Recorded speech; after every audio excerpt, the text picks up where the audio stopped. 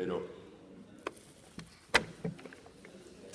como se trata de un fenómeno de comprensión que va más allá de lo político, pienso que deberíamos ver también, por ejemplo, a Wittgenstein, la teoría de los juegos lingüísticos, que aclara lo que hemos visto en la segunda, hablando de la cruz.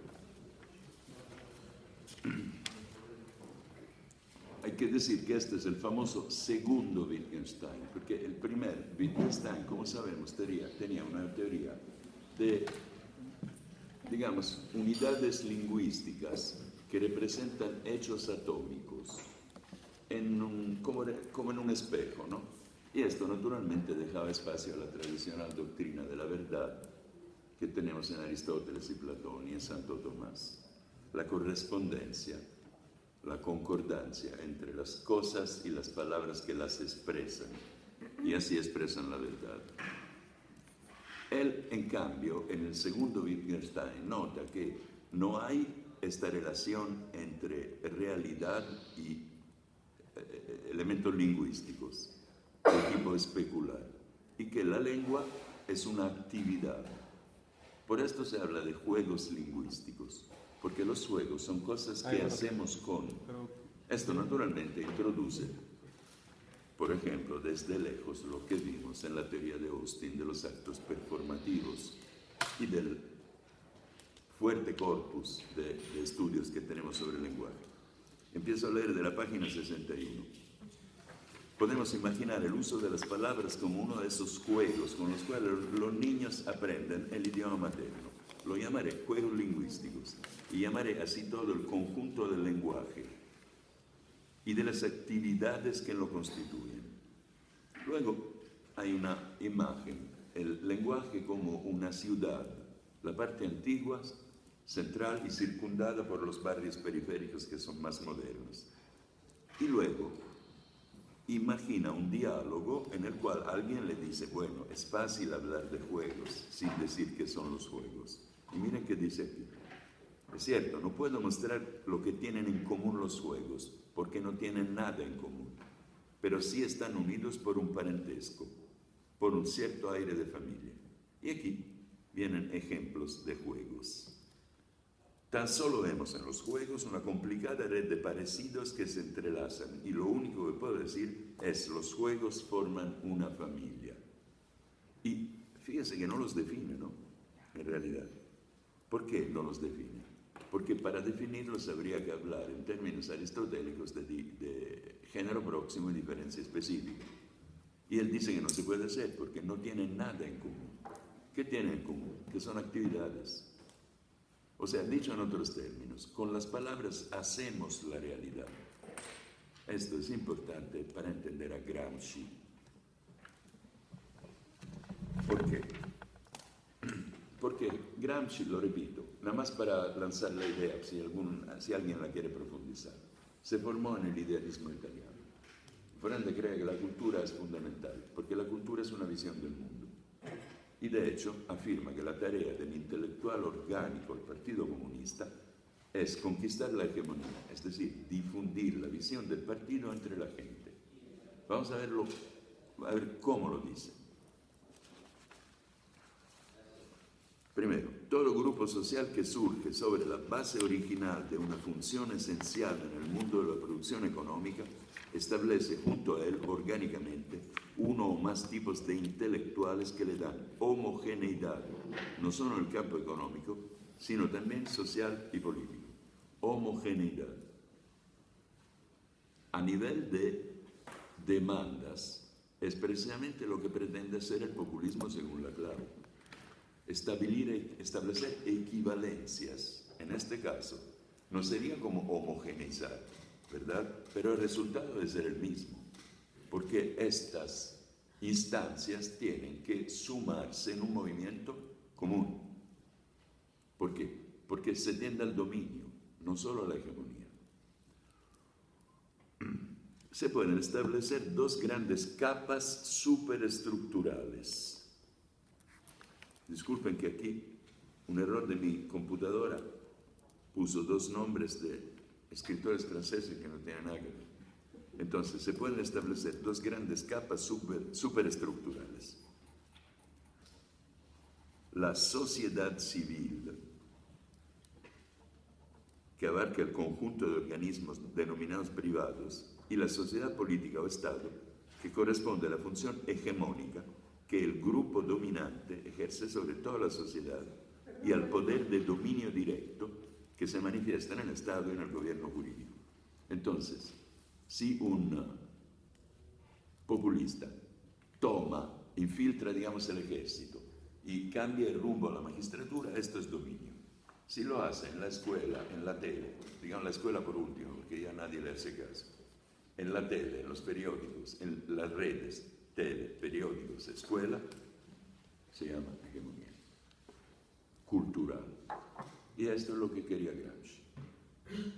Ahora, en el libro de la Clau pueden encontrar inteligentes páginas sobre el Partido Comunista Italiano en tiempos de Togliatti y el por qué no pudo sumar verdaderamente demandas de tipo popular. Muy buen análisis. Estas funciones son propiamente organizativas y de cohesión, insisto. Se trata de unir, conectar. Los intelectuales son los empleados del grupo dominante, a quienes se les encomiendan las tareas subalternas en la hegemonía social y en el gobierno político, es decir, en el consenso espontáneo otorgado por las grandes masas de la población. Estas comillas no son irónicas, dependen del hecho de que él se da cuenta de que no puede ser espontáneo, según la tesis leninista del partido. El partido no puede apoyar solamente las luchas económicas, tiene que transformar las luchas económicas en luchas políticas, haciendo entender a la clase obrera que si no toma el poder siempre será explotada. Entonces es inmediatamente directo al poder, al dominio de esta cultura.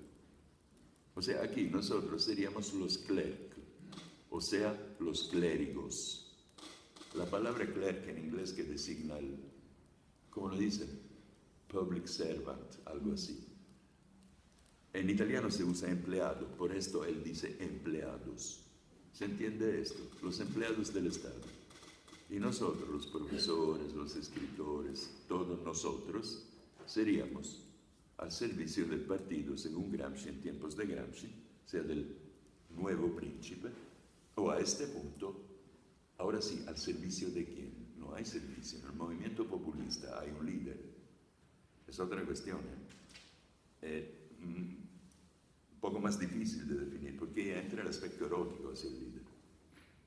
Laclau no lo nombra porque no tiene caso nombrarlo, no es su materia. Su materia es la lógica política de la razón populista. Pero nosotros sabemos que nada se mueve sin sentimientos, y en política estos sentimientos corresponden al liderazgo. Y este liderazgo probablemente no se puede hacer sin una fuerte identificación. ¿Quién ayuda en la identificación? Nosotros. La verdad, ¿a quién se inspira Gramsci?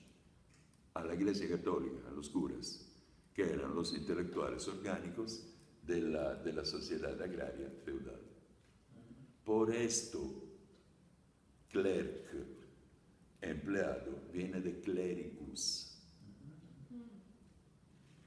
el cura. O sea, nosotros en la Edad Media hubiéramos sido curas.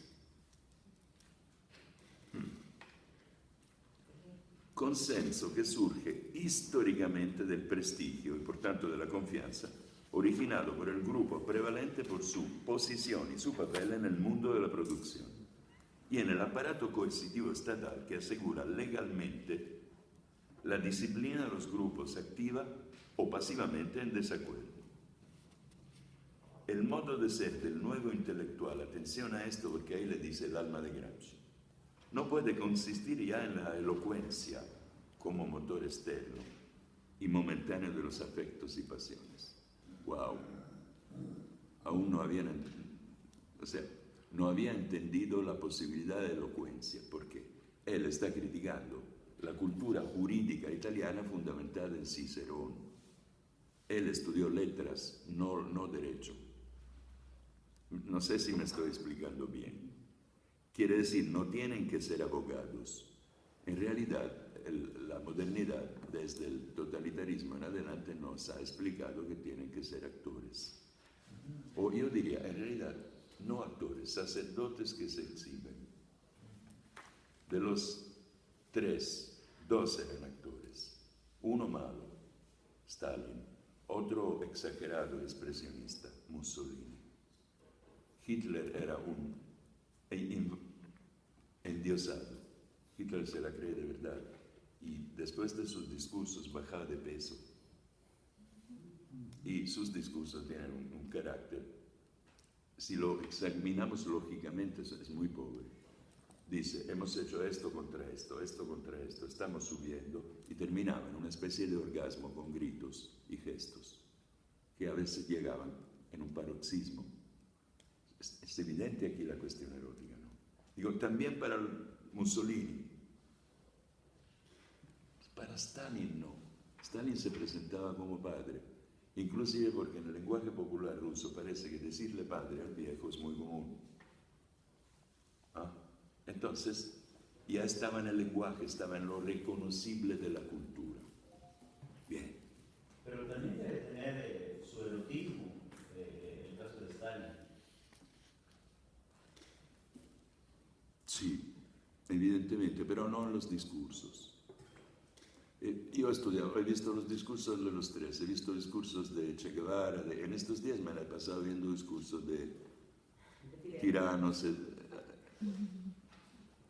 aspirantes tiranos, etc. Y sí, en todos hay pasión o simulación de la pasión. El más vulgar de todos era Mussolini, porque hablaba con un sentido de seguridad que en realidad era falso y se notaba. Ha sido terrible, pero Italia tiene una gran debilidad. Es un país donde si hablas bien, te creen también bueno. Es la debilidad de la cultura. ¿También tenemos aquí esa debilidad? Sí, también vuestra debilidad, porque ustedes creen que se puede cambiar el carácter nacional con la educación. Yo pienso que con la educación se puede cambiar solamente la inteligencia de quien nace malvado.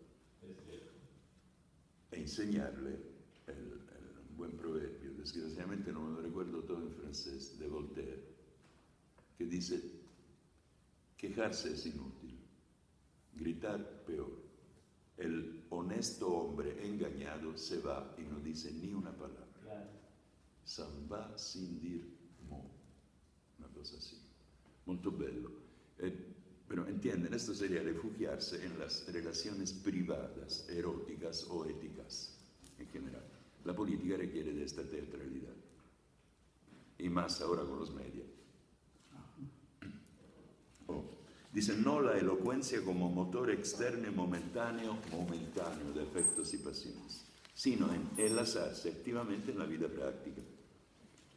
Puro Marx, ¿no? No interpretar el mundo, sino cambiarlo. Como constructor, organizador y persuasor permanente, dice el italiano. Aquí se tradujo constante, pero no por orador. Cuidado, aquí llega Benedetto Croce, Giovanni Gentile en las palabras. Dice, y con todo, remontándose por encima del espíritu abstracto matemático de la técnica trabajo, se llega a la técnica ciencia y a la concepción humanística histórica, sin la cual se es especialista, pero no dirigente. Queda claro, ¿no? Benedetto Croce consideraba la ciencia como un discurso útil, no veraz. Y esto desde el punto de vista del idealismo neo-hegeliano, no desde el punto de vista de la epistemología contemporánea. Se llega por la puerta del servicio, digamos, de alguna manera. Para Giovanni Gentile, miren, cuando dice concepción humanística histórica, Giovanni Gentile ha ricostruito la storia della filosofia italiana, incluyendo la filosofia renacentista, Giordano Bruno, giustamente, y Giovan Battista Vico, que es la firma de la filosofía italiana, hasta Eco, que introduce el estructuralismo. ¿Sí? O sea, aquí se mezcla además la idea de Gentile, según la cual con la educación se forma el carácter de un pueblo. Esta idea viene de Fichte, Discursos a la nación alemana. Y es, evidentemente, yo cuando lo escucho en México, de un lado digo sí que es bueno, si es cierto, si hubiera mejor educación y más, se leería más periódico, la gente discutiría más. Luego me da el nihilismo, ¿no? En Italia, en España, se lee y se discute mucho. E igual dicen, ¿cómo se dice para decirlo bien? Miren, en Europa, en Italia, en los cafés, es normal, bueno, en mis tiempos, ahora tal vez hablan de Rihanna, no sé, hablar de política. Aquí en México casi no se habla, bueno, en Monterrey, no sé, casi no se habla de política. Ahí es muy común y también en España, en Francia. Entonces, hablando de política, uno dice, la gente debería escuchar al otro, ¿no? O sea, portarse como Sócrates, buscar la verdad, no. Estos pueblos tan cultos intentan, cuando hablan, sobreponerse uno a otro, hablan al mismo tiempo, etc. Como cualquier salvaje. Bueno, eso lo hacen los italianos, siempre hablan al mismo tiempo, pero yo no sé si los alemanes lo hagan así, ¿no? Hablan poco, pero yo he visto que también hablan al mismo tiempo. Se Claro, trata de saberse controlar. Sí. El punto es esto, ¿no? Repito, se llama erística, que es la dialéctica para ganarle al otro, que es lo que Schopenhauer dice. Si fuéramos interesados en la verdad, escucharíamos los argumentos, pero como resultado de la natural maldad humana, en las conversaciones queremos tener la parte mejor. Y esto pasa en política. Entonces, no hay que esperar que la gente sea democráticamente capaz de hablar. Será en Suiza, no sé. Tal vez en Suiza, en Holanda, tal vez. Nunca he vivido. Pero seguramente en Italia y aquí no. El problema de aquí es que no se habla de política y a mí esto me parece imperdonable.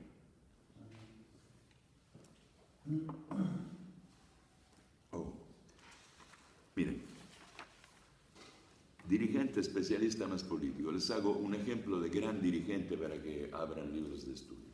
Italia tuvo muy pocos estadistas. Uno, Palmiro Togliatti, comunista, hombre de Stalin, jurista de Stalin durante años, el secretario del más importante Partido Comunista de Europa Occidental, había estudiado Derecho. Y tenía una idea de recrear, gracias al Partido Comunista, una Italia liberal más democrática. Les quiero recordar una cosa. Encontrarán en estos tiempos a Gramsci, nombrado mal, ¿no? Gramsci, el teórico del totalitarismo así, discreto. En realidad, Gramsci tiene una magnífica idea hegeliana a la base. Para él, si el Partido Comunista hubiese llegado al poder, no hubiera cancelado las libertades liberales, las hubiera hecho reales en sentido hegeliano del tercer momento, lo positivo racional. O sea, la idea del comunismo italiano incluía la gran tradición filosófica nuestra, porque Hegel le debe a Vico, y Hegel y Vico le deben a San Giovanni da Fiore. Non è Giovanni, bueno, ok, Gioacchino da Fiore, nuestro gran santo milenarista. O sea, el pensamiento italiano, este tipo lo interpreta perfectamente. Y el comunismo se presentaba como la realización del imposible liberalismo italiano. Imposible por carencias de la clase dirigente. O sea, cosas que ya había dicho Maquiavelo. Yo veo que esto tiene relación con México. A mí me sorprende mucho una cosa en México. Es un país, no quiero ser retórico, donde hay mucha gente talentuosa y muy talentuosa. Cuando se sube en la jerarquía, no se ve lo mejor. Es un defecto italiano, ya Maquiavelo lo explica muy claramente. O sea, aquí la selección de las élites está mal hecha. Ganan los peores. ¿Se puede decir de todo Occidente? No lo sé, no conozco todo Occidente, pero aquí sí, también Italia. Italia ha tenido excelentes hombres políticos hasta mitad de los 60. Luego empezó el periodo de los... Pero también se puede decir de España, y se puede decir también de Grecia. Yo digo que España el último gran político ha sido Franco, pero entiendo, espero que alguien me grite y me diga que no. Es un gran estadista. Ojalá lo hubiésemos tenido nosotros. No fuiste tú. ¿Tú? Pero ¿se etiqueta de fascista? ¿De quién? Franco. Franco no era fascista, No. José Antonio era fascista. Franco era, tipo Salazar, un católico conservador que tuvo que reconstruir un tejido social, digamos, y dejó España mejor que antes de la Guerra Civil. La salvó de la Segunda Guerra Mundial y al final permitió la transición democrática, porque empezó la Iglesia y el Opus Dei a crear democracia en España cuando Franco todavía estaba vivo. Que sin la ayuda de Italia y del clero, difícilmente lo hubiera logrado. Sí, es cierto. No, Italia envió 50.000 militares, mucho material, y perdió como, creo que 15.000 italianos se quedaron ahí, muertos. Sí, fue importante. Y también Franco le jugó limpio a Mussolini, pero fue más listo que él. Cuando Mussolini fue a pedirle la entrada en guerra, Franco dijo claramente que no. Yo no sé por qué Castro en los altares y Franco en el polvo. Francamente no lo sé. Si vamos a ver quién deja mejor su país, gana Franco. Vayan a ver las estadísticas sobre Cuba antes de la revolución. No eran unos muertos de hambre, de ninguna manera. Era uno de los países más adelantados de Latinoamérica. Pero no se olvide del contexto, el bloqueo comercial que ha tenido, el contexto. El bloqueo comercial que ha tenido la isla ha hecho, porque yo lo visité, por ejemplo, cuando tenía 4 millones, que no fue lo mismo cuando tenía ya 12 millones. ¿Sí me explico? Y ese bloqueo le ha afectado grandemente. Yo creo que la cuestión del bloqueo tiene dos caras. De un lado es evidentemente un acto de presión, porque hubieran podido pactar, ¿no? Claro. Pero del otro es la gran coartada del régimen. Sí. Porque, por ejemplo, ahora nosotros nos tocará desarrollar un mercado interno fuerte. O sea, de otra manera, empezar a pagar más la gente, arriesgar inflación, pero para que los mexicanos compren aquí. Claro. Porque ¿cuándo vas a ver que el año pasado eran 13 pesos masiva por dólar, si comprabas? Ahora es 21 masiva. Claro, no podemos seguir comprando todo ahí. Habrá que producirlo aquí, o sea, puede ser una oportunidad. Pero claro, con la cultura del derrotismo, esta oportunidad se convierte en llanto.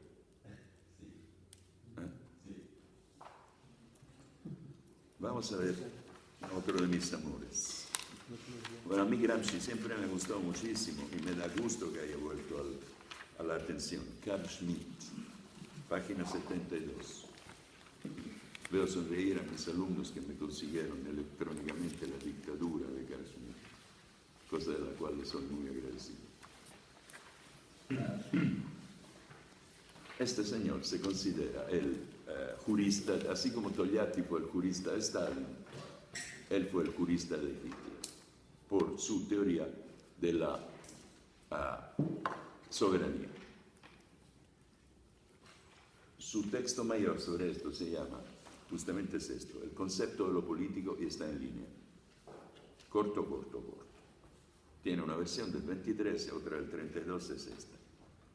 Verán cómo es profundamente filosófico el enfoque y cómo es, luego lo encontramos en Chantal Mouffe. No lo encontraremos, pero está ahí. Entonces, en primer lugar, se trata de definición conceptual. ¿Qué es lo político? Atención, no dice la política, lo político, porque estamos buscando un concepto. La política será lo práctico de lo político. Puede obtenerse solo mediante el descubrimiento y verificación de categorías específicamente políticas y de un modo particular frente a lo moral, lo estético y lo económico. La diferenciación específicamente política es la diferenciación entre Freud y Feind, amigo e enemigo. Esto sin que, dice él, sin que el enemigo sea malo, feo o moralmente reprobable. No tiene nada que ver, basta con que sea otro. ¡Qué claridad! ¿Cómo es claro? ¿Ven? Cuando la izquierda empieza a leer, la derecha se hace más inteligente. Y al revés. El enemigo político no tiene por qué ser moralmente malo. estéticamente feo, no tiene por qué actuar como un competidor económico y hasta podría quizás parecer ventajoso hacer negocios con él. El 80% del petróleo venezolano se exporta a Estados Unidos, que es el enemigo político. Italia, hasta un día antes de entrar en la guerra, estaba exportando motores para barcos de guerra para la Inglaterra, hechos en Italia. Y les estábamos dando ametralladoras y todo a Francia. Y al día siguiente guerra, y siempre no. Es simplemente lo otro, el extraño del frente. Frente quiere decir extraño y extranjero, fuertemente. Basta su esencia, el constituir algo distinto y diferente, en un sentido existencial especialmente intenso, de modo tal que en un caso extremo los conflictos con él se tornan posibles. Totalmente anticristiano, porque es político. Cuando el cristianismo proclama la base, no hagas a los demás lo que no quieres que te hagan a ti, es antipolítico, es evidente. En la política tú al otro lo puedes o convencer o eliminar. No quiere decir eliminarlo físicamente, derrotarlo. Pero si sigue siendo enemigo, estamos fuera del cuadro liberal democrático, en el cual no hay enemigos, hay competidores. O sea, el cuadro liberal democrático quiere transformar en el mundo en una serie de partidos de fútbol, donde nadie se hace daño. Dime. Una pregunta así, No te escucho bien. ¿Cuál sería la base ontológica De esto. de la política? Porque, por ejemplo, lo que es ahorita lo contraponiendo del cristianismo.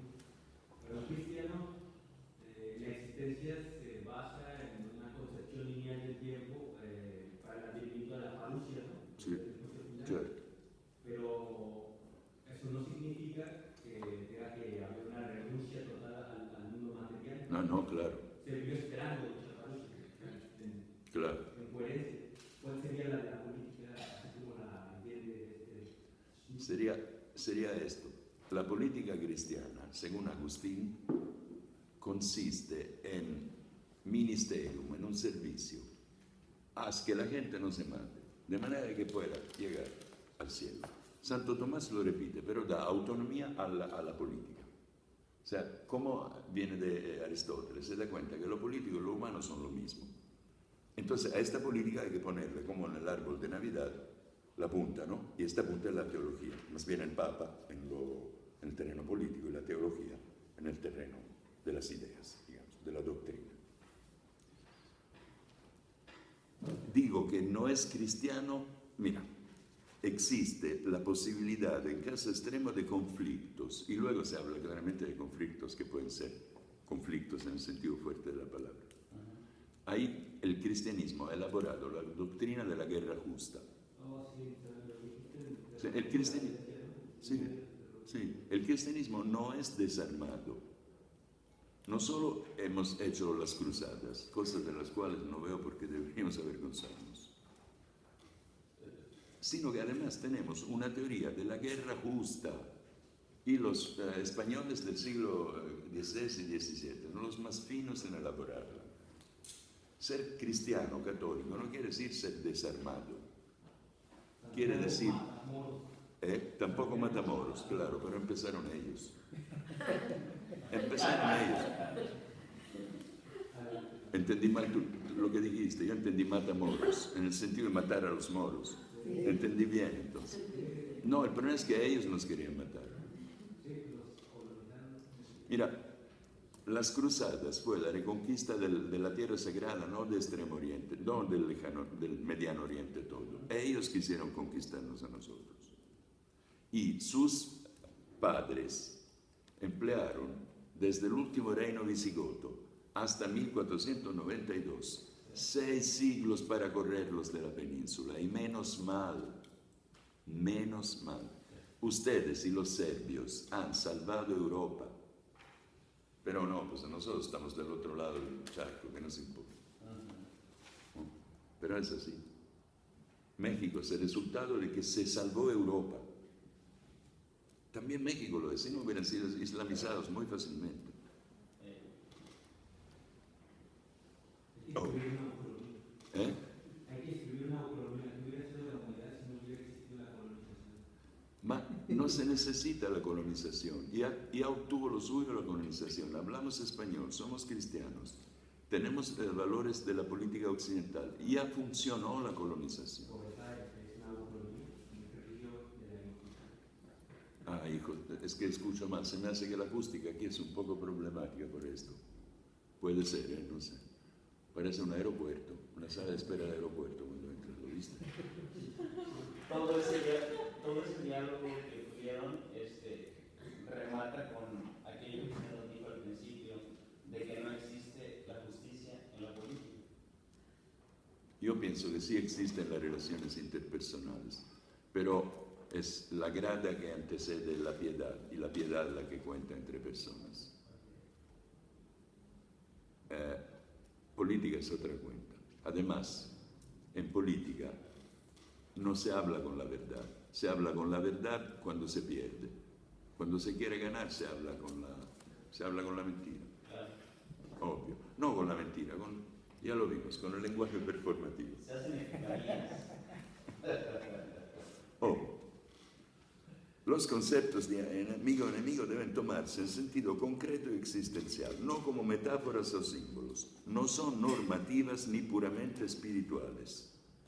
Y aquí viene la crítica. El liberalismo, con su típico dilema entre espíritu y economía, ha diluido al enemigo convirtiéndolo en un competidor por el lado de negocios y oponente polemizador por el lado espiritual. Dentro del ámbito de lo económico ciertamente no existen enemigos, sino tan solo competidores. Y aquí viene la crítica que también vimos a Habermas. Y en un mundo absolutamente moralizado y ético, quizás solo existen adversarios que polemizan. No puede ser la crítica a Habermas, perdón, soy yo que la interpreto así. Habermas jugaba a la pelota cuando se escribió esto, o tal vez ni siquiera había nacido. El enemigo no es pues el competidor o el opositor en general, es solamente el enemigo público, el hostis, no el inimicus. Y lean qué maravilla esto. El tantas veces citado pasaje, amad a vuestros enemigos, en realidad dice, diligite inimicos vestros, agapate tus extrus simón, y no diligite hostes vestros. Por lo que no se habla ahí del enemigo político. Y aquí viene lo divino.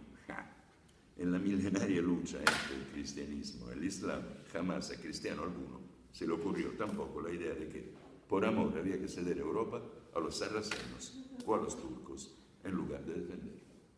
Pues ahora parece que nos da vergüenza defenderlo, ¿no? ¿Cómo? Se niega la agresión. Se ve mucho en las películas cómicas, un tipo cachetea al otro, ¿verdad? O sea, es muy clásico, no queremos admitir que estamos en guerra de civilizaciones. Huntington lo dijo desde hace casi 20 años, no lo queremos ver, inclusive porque en México no se ve. Aquí no hay guerra de civilizaciones, a menos que los bárbaros no sean los narcos. ¿Seguimos esperando a Godot? Sí, el problema es que luego se acaba la noche y Godot no llega y es un problema. Vamos a ver, se trata de magnificar la fuerza. Esta definición de político no es belicista. El combate no es la continuación de la política por otros medios, como era esa la famosa frase mal citada de Clausewitz. La guerra no es ni finalidad ni contenido de lo político, ni su objetivo ni su propósito, ni siquiera su contenido. Es el presupuesto, en tanto posibilidad real existente que define un comportamiento específicamente político. Le recuerdo que Protágoras, en el Protágoras de Platón, dice que la guerra es parte del arte político.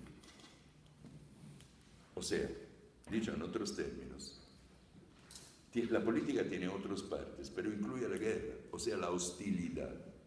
En el texto que, desgraciadamente, bueno, evidentemente dejaremos al lado, de Chantal Mouffe, se habla justamente de recrear una idea no de hostilidad, sino de competencia, digamos, política.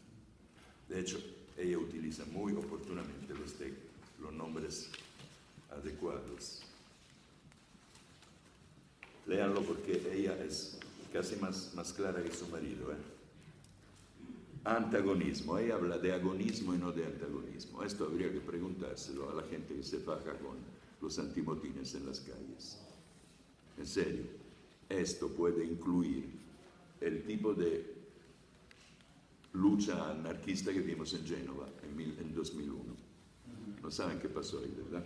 En el norte de Italia. Sí, en una ciudad importante, la ciudad de Colombo. Una reunión de los 5, de los 7 importantes, obviamente los colectivos de todo tipo de anarquismo europeo y americano querían impedirla. O sea, la prensa burguesa no es, son antidemocráticos, claro son antidemocráticos, pero esta es la política. Habían escogido una ciudad fuertemente comunista un tiempo para una reunión de políticos y millonarios. Total, Génova se quedó 3 días en combates entre la policía y estos tipos que tuvieron un muerto. Un muerto. Si quiere, bueno, todo el mundo habló de esto porque la policía italiana cometió brutalidades. Era exactamente lo que había que esperarse. Fue una provocación de Berlusconi, que quería mostrarse, etc. Y ellos cayeron en la provocación, no porque sean tontos, porque la realidad política de ciertos grupos es, miren, aquí los tienen, en el DF, aquí en Monterrey no hay nadie, pero en el DF los tienen, en el sur los tienen. Son los inconformes, utilizan la fuerza y es obvio, es su manera de decir, mira, con las palabras no me engañas. Es un rechazo de la lógica política fundamentado en desconfianza en el lenguaje político. Y claro que es político.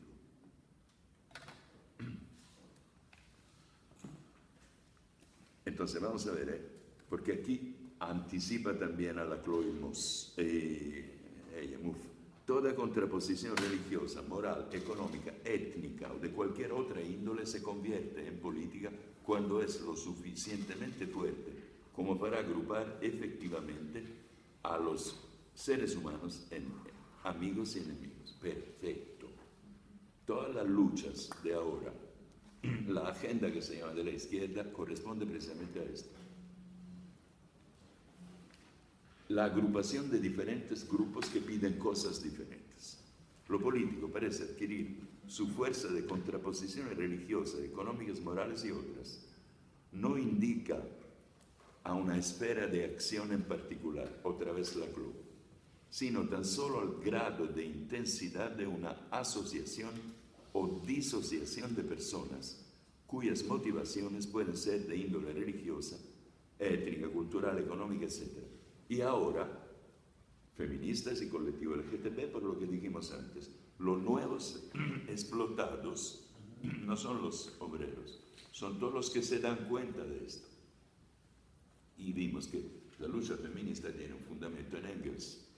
En el matrimonio burgués, el hombre es el burgués y la mujer es el proletario. Y de ahí, justamente, sigue toda la teoría. Esa es la que usted decía, nos mencionaba, la teoría de género. La teoría de género es otra cuenta. Es una teoría fundamentada en la idea de que no existe la naturaleza, que es objeto de interpretaciones diferentes, y esto se fundamenta en la teoría de la episteme de Foucault. Entonces, según la teoría de género, uno no nace hombre o mujer, se convierte en esto. La primera en decirlo no tiene que ver con la teoría de género, fue una filósofa, Simone de Beauvoir. La teoría de género postula que el género es creación social y que por ende, educando a la gente de manera diferente, se puede prescindir de esta división binaria macho o hembra, que, repito, tiene justificaciones por la ciencia. Cuando las ciencias duras comprueban que, en cambio, que se nace hombre o mujer, ellos las descalifican, porque desde el punto de vista Foucaultiano son ideológicas. Pero qué curioso, ¿no? Porque la naturaleza lo que tiende a hacer son mujeres, no hombres. Lo espero bien. Están hechas mejor. También más inteligentes normalmente. Sí, es lo curioso. problema es que aquí ya no se trata de hombre y mujer, porque están naciendo nuevas subjetividades que aspiran a reconocimiento y por ende nuevos nombres. Por burla, un diputado de un Länder alemán, el de derecha, una vez llegó a la tribuna y dijo, habían presentado una propuesta de ley LGTB y él enumeró los 30 o 40 tipos de sexualidad nueva. Era evidentemente una ironía muy pesada, la gente terminó aplaudiendo, me imagino, yo aplaudí, fue genial. Porque es lo mismo que leemos en los viajes de Gulliver, el lenguaje que designa no categorías, sino individuos. Yo espero llegar a poderme identificar con una categoría social, el pierismo, Piero. El problema es que no podría ser un ismo, debería ser solamente Piero, pero deberían inventar una palabra para defender los derechos de Piero. Hasta ahora solo en mí han defendido los derechos de todos los otros seres humanos. Esto no me gusta. No satisface ¿qué individualidad? Mi subjetividad. Quiero tener 3 sexos, ser reconocido como género individual y a ver si puedo. Si no, voy con la ONU. Le preguntaba de la teoría de género porque sí se habla de la mujer como una creación, como el ideal del sistema capitalista. O sea, sí, creo que dicen lo mismo, porque se dice que el sistema heterocapitalista quiere decir heterosexual y además sostenidor del capitalismo. Es un lenguaje evidentemente despectivo. Recuerda el de la guerra. Miren, una última cosa, no, ¿qué última? Todavía tenemos para preguntas, tengo que contestar una.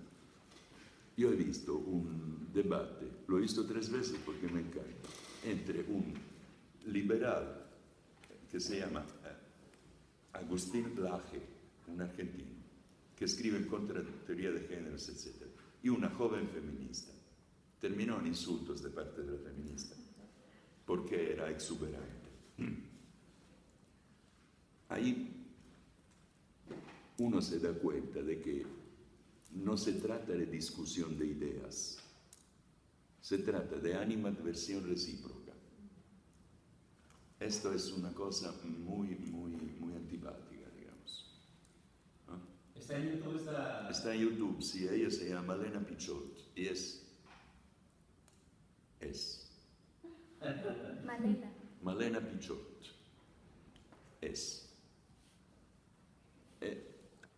Pero el debate lo quería traer a colación por otras razones. Hay un contenido de todos los movimientos sociales que es el sentimiento con el cual lo hacen. Y este sentimiento indica la vía política. Yo he visto esto, en todos los populismos hay una cantidad impresionante de resentimiento. Porque el populismo se fundamenta sobre la idea de que a mí me han quitado algo, me han hecho daño. Y es un sentimiento vital. A todos nos hacen daño. Pero hay gente que, bueno, me hicieron daño, yo he hecho daño a otros. El malvadísimo Macbeth a cierto punto dice, haciendo lo que hago estoy dando un pésimo ejemplo, porque lo que yo hago un día se me va a revertir. Es la teoría moral de la piedra en el estanque. Al final llega aquí la hora. Pero el problema de Macbeth es que ahí no se trata de política, ahí se trata de ambición, de resentimiento, de quién sabe cuántas cosas. La política lo manifiesta bajo forma de suma de demandas, etc. En política, obviamente, pero psicológicamente existe. Por esto digo que no se trata de decir que el populismo tiene futuro. El populismo tiene realidad ahora, es actualísimo. Nadie puede hacer menos de ingredientes populistas.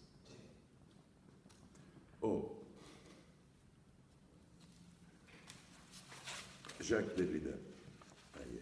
¿Cómo se puede dejar a Derrida volando? Y sin embargo ya estamos en el tiempo de las preguntas. Confirmo, es que ya lo leímos, ¿no? No, Derrida sobre la gramatología. No, Dios mío, Derrida a mí me gusta mucho. Además me importa que sepan que lo entiendo. Y soy los pocos que lo entienden en la ciudad. Así que por favor escuchen.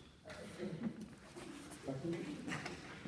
Es que lo tuve que estudiar en los tiempos de mi tesis. Ah, ok. Cuando él empezaba a hacerse, y es muy bueno, es muy bueno. La manifestación no revela una presencia, sino que hace un signo. No hay cosa que brille en el resplandor de la presencia. Es la muerte de Dios, entendida como muerte del fonocentrismo y del logocentrismo. Entonces, en otros términos, la deconstrucción es una estrategia que sirve para revelar los nudos metafísicos fundamentados en la metafísica de la presencia. Esto destruye todo lo que el marxismo no pudo ni quiso ver. La moralidad del marxismo. ¿Por qué la gente se hace marxista? Y no católica. No basta con la educación. No es suficiente. Si se trata solo de educación es que te embarraron. Y ya. Pero se va a caer, con el agua se cae la pintura. Tiene que ser algo más. Maestro, perdón, cuando se refiere que la moralidad, el marxismo, Sí. ¿en qué parte del marxismo? A esto, hija. Porque un terrateniente rico, de buena familia, con título universitario y capacidad de viajar al exterior como Castro, tuvo que volcarse para la libertad del pueblo cubano y posiblemente mundial. En teoría podríamos aceptarlo de Mussolini. No, ni siquiera de Mussolini, porque llegó a la gloria muy joven. De Hitler, ¿no? Las biografías de Hitler insisten en que era pobre, despreciado, en una ciudad donde los judíos se veían mucho. No resuelve nada, es imposible entender esto. La verdadera, es anticientífico, pero está en el 10º de la República de Platón. Tú tienes un destino, lo escoges tú, y un genio que te ayuda a completar con esto. No, la sociedad en realidad nos moldea, pero no nos inventa. Somos algo anterior. Al historiador, a mí me apasiona la historia, creo que sea la base de mi trabajo siempre, también en filosofía, por italiano, por nuestra tradición. Y ando siempre buscando la raíz de estos tipos que se convierten en dictadores, etc. Y las explicaciones quedan, porque se puede explicar solo lo colectivo, no lo individual. Por esto el psicoanálisis es una esperanza, porque uno cree que el analista en ti no ve el neurótico, te ve a ti y deduce la neurosis, casomai la induce a partir de ti. Es la atención personal. La teníamos con la confesión y con el director espiritual, ya no lo tenemos. Entonces estamos solos. A ver, uno a la vez. Y ya lo tenemos la confesión, gracias a Dios. Dime, tú, Víctor. Sí. Es que iba porque Lenin, por ejemplo, habla de una moral comunista. Por eso mi duda de... Sí, me explico. La ¿dónde se moral aborda comunista o no? es hacer que triunfe el proletariado. No, esta no es una moral, es una utilidad moral. Por ética entendemos otra cosa en este caso, verse dentro. No estamos hablando de lo mismo. La base de la ética, como yo la entiendo, tú tienes toda la razón, es esto. La base de la ética, como yo la entiendo, es introspectiva. Porque yo parto del punto de vista, uno debe entender quién es. Pero en la vida no es fácil, puedes emplear todo el viaje y al final entenderlo. Como en el poema Ítaca de Cavafis. Y morirte sin entenderlo. Yo creo que la mayor parte de la gente sí. Pero a veces yo he visto en gente que se iba a morir unos rostros de una tranquilidad que siempre me ha impresionado. Y como uno no puede ir más allá, se confía en las grandes almas. Hay 2 descripciones de muertes en Tolstoy que te permiten echar un vistazo, no sé por qué él era un genio. 3, en realidad. La ética, mi pregunta es esta. Déjeme, le pongo la frase, Sí. una cita. Sí. Y ahí habría que ver la traducción, porque yo lo leo en traducción. Si uno no tiene la culpa de la cuna en la que nace, ya sea culpa, responsabilidad, pero sí por la que muere. Bien, yo creo, en cambio, que uno tiene la culpa desde el nacimiento, como lo dice Calvino. ¿Qué entendemos por culpa? Pienso que la culpa es la puerta por medio de la cual accedemos a la trascendencia. Y por ende, la escuela de la sospecha, Marx, Freud, Nietzsche, en realidad agarran la parte muerta de la religión, la parte del miedo. Ma hay una parte que no tiene que ver con el miedo. Quiero decir esto. Si a Dios no lo tratamos como uno que nos puede dar algo, estamos libres frente a Él. Y hasta podríamos hablar con Él. Pero si de Él esperamos algo, se acabó. Es como esos amores en los cuales uno de los dos se da cuenta que el otro es interesado en algo. Creo que frente a Dios tenemos que tener la seguridad de que no hay otra vida. No nos salvaremos. Nos puede mandar castigos cruentos por cosas que no hemos hecho. Sin embargo, puede existir. Yo en realidad pienso en Dios como próspero de la tempestad. Un viejo mago, con buenas intenciones, no necesariamente bueno, y amenazante también. Pero por Dios es un Dios. Yo creo que un hombre no se puede enfrentar así. O sea, uno que se enfrenta a un dictador, a sabiendas que el dictador lo aplasta, lo mata, etc., tiene una moralidad que le hace creer en un valor mayor que la fuerza. Yo, como lo dijo muy claramente Hegel en la fenomenología, si uno no arriesga la vida, no es libre. ¿Y saben por qué nos están comiendo vivos a los europeos? No solo porque no tenemos hijos, sino porque nuestros jóvenes ya no hacen el servicio militar. Nuestros ejércitos son compuestos por ciudadanos o hasta extranjeros, como la legión extranjera, que sirven por dinero. ¿Le parece bien? Claro que los bárbaros van a penetrar. La juventud europea solo quiere divertirse. Cuando hicieron los atentados en el Bataclan, etc., dieron bien en el clavo. Ellos están dispuestos a morir y nosotros a bailar. Claro que nos van a conquistar, es obvio. Depende del tiempo. Atención, porque pasa lo mismo aquí con la criminalidad. Quisiera comentar una cosa breve de Laclau. Cuando Laclau dice que sumar la criminalidad al proyecto se vale, le recuerda Zizek, ¿por qué no?, en términos estrictamente marxistas. Es un riesgo tremendo, porque los criminales, obviamente, van donde tienen el interés, apoyan a quien sea, y actualmente ya no son criminales. La criminalidad, la narcocriminalidad, que puede ser hasta narcoterrorismo, no es criminalidad, es mucho más. Son nuevos estados irregulares que preceden la muerte de los estados nacionales.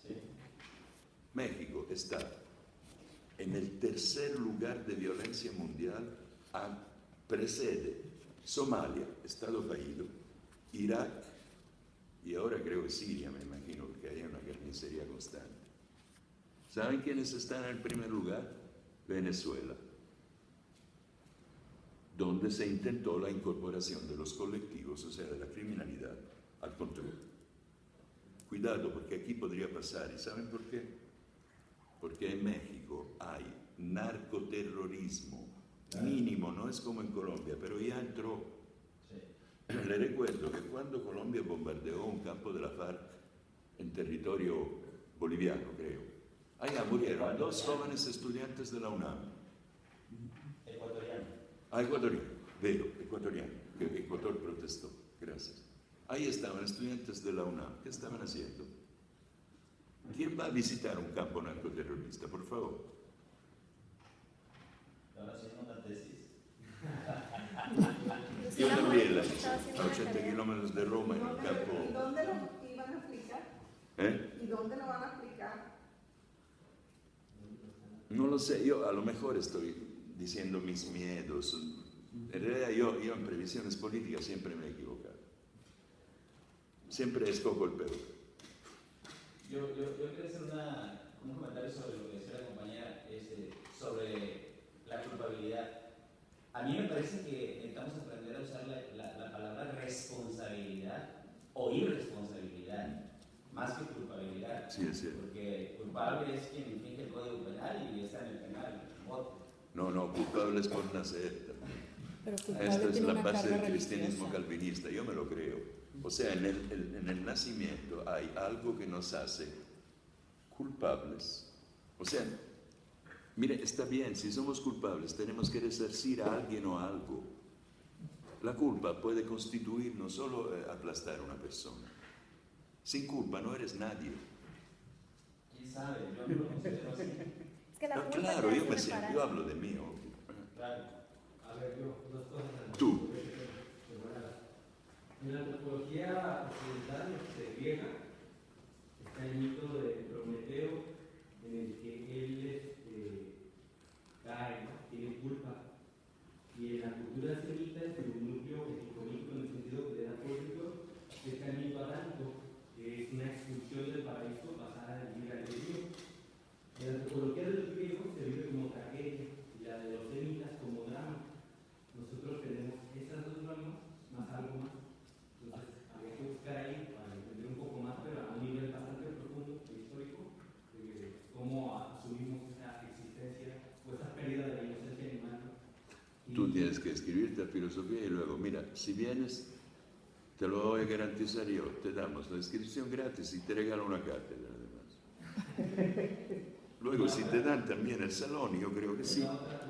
Te necesitamos en filosofía, la verdad, sin ironía. Marx, cuando es estudiante, escribe un texto que se llama acerca de la elección de una carrera, una onda así, y ahí cómo entiende él la construcción del pensamiento teórico, porque para él todo lo teórico es práctico y todo lo práctico es teórico.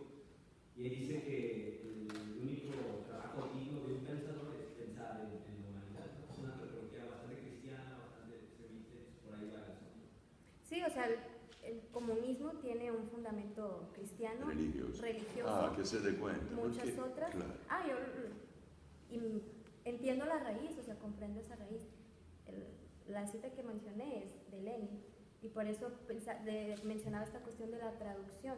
Culpa o responsabilidad apuntan igual sobre una reparación, y eso es lo que nos hace movernos diariamente, Muy cierto. reparar. También la teoría revolucionaria se trata de una reparación que la humanidad se hace a sí misma por haberse perdido. Por esto insisto que las raíces son míticas. Cuando digo cristiano, yo digo parte del viaje. El viaje va hacia el mito. Y el cristianismo está en el mito, no el mito en el cristianismo. En este sentido. O sea, en teoría esto podría fundamentar un neopaganismo, que justamente es parte de la derecha europea. Mi duda es al entender la raíz, fundamental, desde lo que usted pudiera comentar, esto que se entiende como esa moral comunista, porque se habla de una moral comunista, y me rige porque es muy propia. Tiene razón, existe. Hacer todo en bien del partido que es en bien del proletariado. Está muy bien. Repito, yo por moral entiendo otra cosa.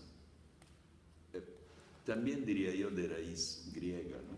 Porque se trata de reconocerse a uno mismo, anterior al cristianismo.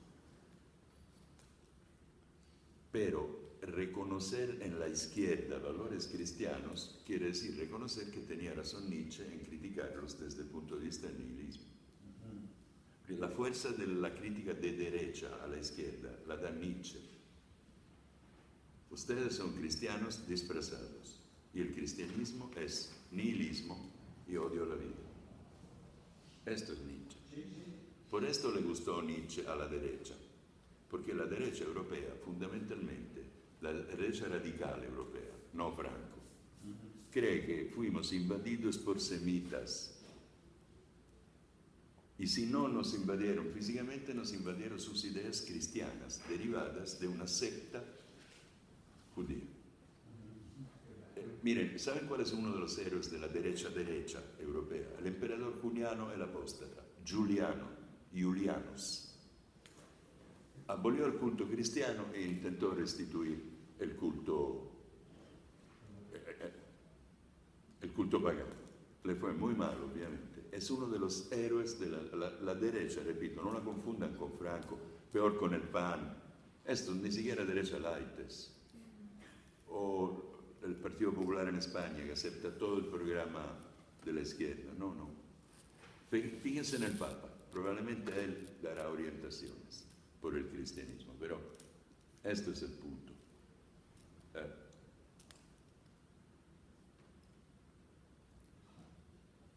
populismo puede entrar en estos dos puntos. Y ahora una respuesta que le debo desde hace tiempo. La pensé porque usted siempre hace preguntas interesantes. Cuando me dijo de la teoría de la dependencia, yo pensé, ahora, 2 minutos y luego vamos a las felicidades, etcétera, y eventualmente preguntas. Yo pensé esto. Yo soy Latinoamérica y usted es Inglaterra, Estados Unidos, los compradores, yo soy los vendedores. Yo pienso, lo que vengo a hacer aquí es vender lo mío. Pero atención, efectivamente yo vendo un producto elaborado, pero a ustedes no lo doy elaborado, porque para ustedes es crudo, ustedes tienen que elaborarlo. Yo soy como Latinoamérica en el libro de Galeano, como Latinoamérica y ustedes son Europa, Norteamérica, o sea, ustedes son el norte, yo soy el sur. Podría yo honestamente decir, no voy a dar este curso, yo vivo de esto, me pagan por hacerlo. Para ser maestro te pagan. Me explico. Estaría yo loco que no le vendo a ustedes este material. Latinoamérica podría decirle, no vendo mi petróleo, mi cobre. ¿Y qué haces con él? Ahora podrían transformarlo, sí, pero sobraría. ¿De dónde importaron la técnica moderna? De los países, o sea, dicho en metáfora, si ahora ven que mi producto es trabajado, para ustedes necesariamente es bruto, lo trabajarán como lo han visto trabajar por mí. Claro. Ya es esto, ¿por qué? ¿Cuál dependencia? Claro, yo dependo de ustedes. Bueno, pero ustedes dependen de mí. Es esto, el acento sobre... ¿No sería más sano buscar una interdependencia más que una codependencia, como la mayoría de las veces se da? Yo no tengo idea. ¿O dependencia? Yo solo sé que en la historia, para hacerte respetar, debes tener a big stick. No solo cultura. Las culturas que triunfan apoyadas por la fuerza. A menos que, como los romanos fueron sensibles, entendieron que los griegos eran más todo, chuparon la cultura griega, la tradujeron y se salvaron. No sé qué decir, francamente. Esto sí, como para concluir, lean lo que no pudimos comentar. Creo que vale absolutamente la pena. Y ahora, no quisiera ser retórico, pero tengo que agradecer públicamente a la directora. Creo que ahora llegará con diplomas para ustedes. Pero sobre todo tengo que agradecer a Félix.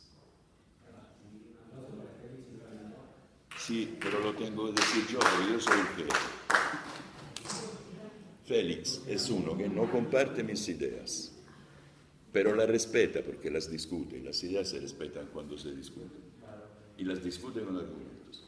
Y además, me ayuda a difundirlas. Si esta no es honestidad intelectual, me pregunto yo qué es. Entonces, él se lo merece un aplauso, pero me gustaría que llegara primero, porque un aplauso sin presencia se hace a los muertos en mi tierra. Ahí viene. Aplausos.